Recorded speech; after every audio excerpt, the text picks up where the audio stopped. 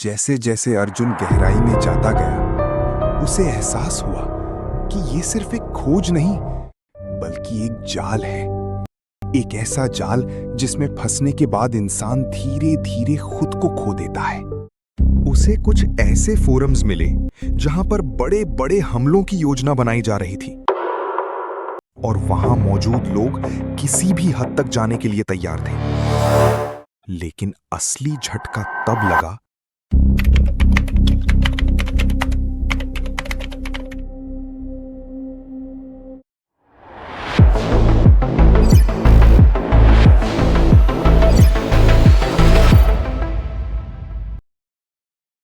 12 अक्टूबर 2023, रात 2:17। मुंबई का एक शांत इलाका। शहर सो रहा था, लेकिन इंटरनेट की एक ऐसी दुनिया जाग रही थी जहां कानून का कोई अस्तित्व नहीं था। एक लैपटॉप की हल्की नीली रोशनी में बैठा अर्जुन मेहरा एक ऐसे दरवाजे को खोलने वाला था जो उसकी जिंदगी को हमेशा के लिए बदल देने वाला था। यह कोई साधारण वेबसाइट नहीं थी, यह डार्क वेब था।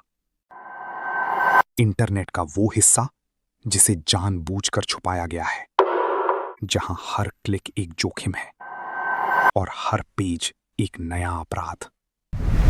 अर्जुन ने अपने करियर में कई सच्चाइयों को उजागर किया था, लेकिन इस बार जो जानकारी उसके पास आई थी वो अलग थी। एक अनजान ईमेल जिसमें सिर्फ एक लिंक था और एक चेतावनी कि अगर उसने इसे खोला तो वो कभी वापस नहीं आ पाएगा। यह कोई मजाक नहीं था, बल्कि एक संकेत था कि वो उस दुनिया में कदम रखने जा रहा है जहां से बाहर निकलना लगभग असंभव होता है।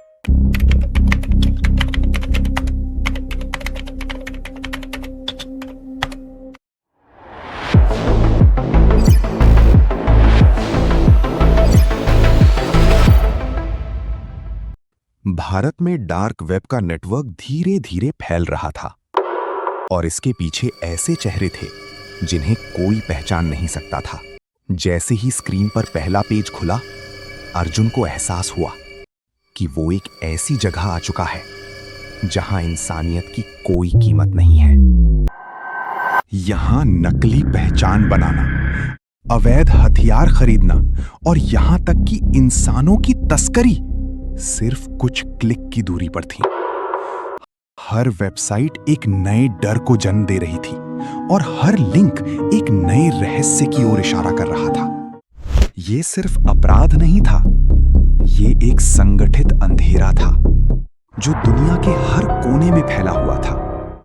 इसी दौरान अर्जुन का संपर्क एक साइबर एक्सपर्ट रिया शर्मा से हुआ, जिसने उसे बताया कि डार्क वेब सिर्फ एक तकनीकी प्लेटफॉर्म नहीं है, बल्कि ये एक समानांतर दुनिया है जहां नियम अलग हैं और सजा का कोई डर नहीं।